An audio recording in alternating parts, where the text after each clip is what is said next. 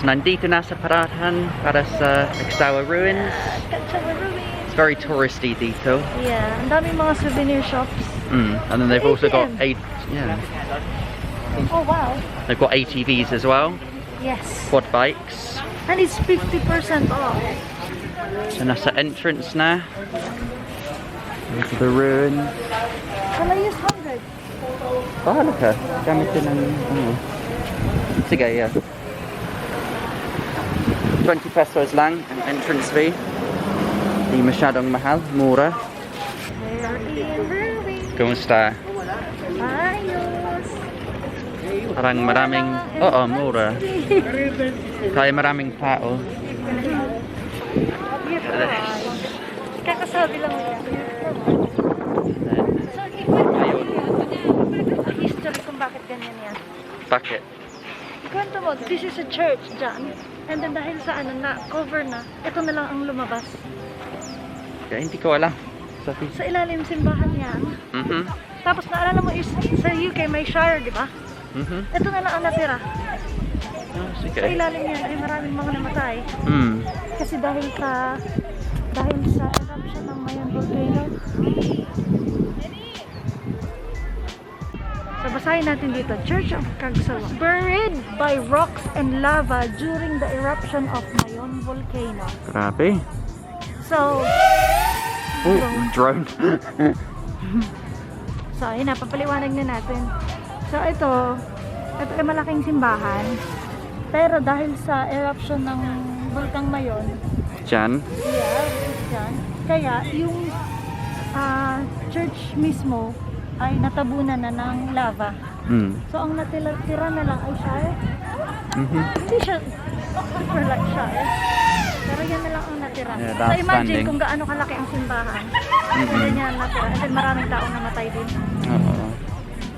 So ngayon, tourist attraction. Yeah. Although, parang mas maganda, ano, talaga church kasi dito. Tapos walang entrance fee doon. Yeah. Dito, maganda pa rin dito. Pero mas, underrated. Ang ibang iconic symbol ng, Bicol. Proud Bicolana ka ba? So, explore natin yung ibang lugar.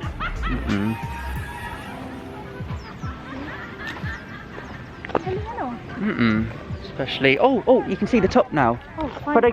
wow. Grabe, ang crater yun yan. It's active. Diba? Active pa rin. Siguro, delikado. Pag malapit sa taas,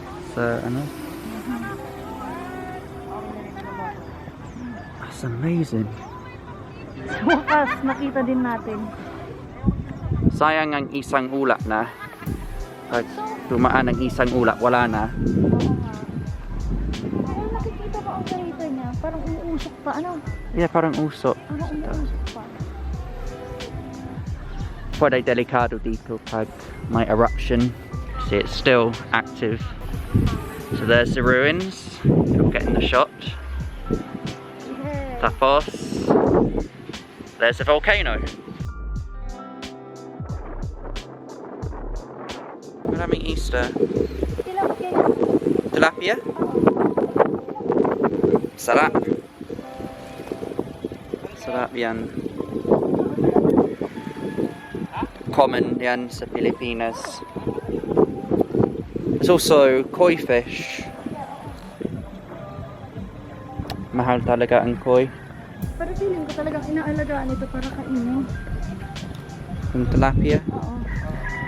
Or hindi koi. If you're in Bicol, this is a must visit. Definitely. Mayon. It's only like 20 pesos entrance fee. So far, ginastos namin sa aming 70 pesos per Yeah, including person. Per person, so 140. The entrance fee. Ay, hindi pa kasali ang parking. Tapos 50 pesos parking. Affordable. Talaga. Affordable. Hindi ka malulugi kasi sulit ang view. Tapos, ang mga gagawin mo dito sulit. There's history as well. Oh wow! Dumaan na ang ulap.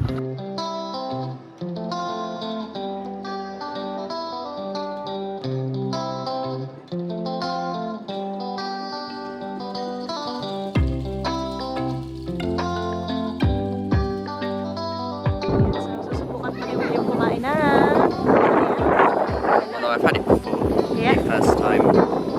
paborito ko. Ayan.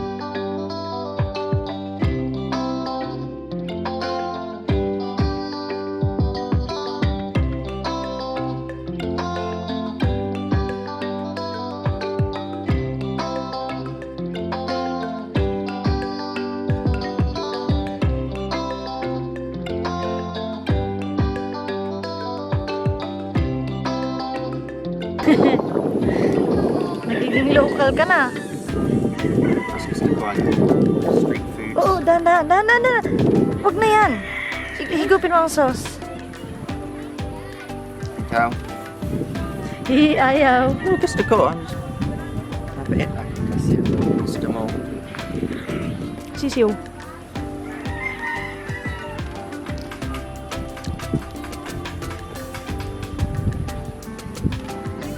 Yeah. Malubog na ang araw. Yeah, starting to set.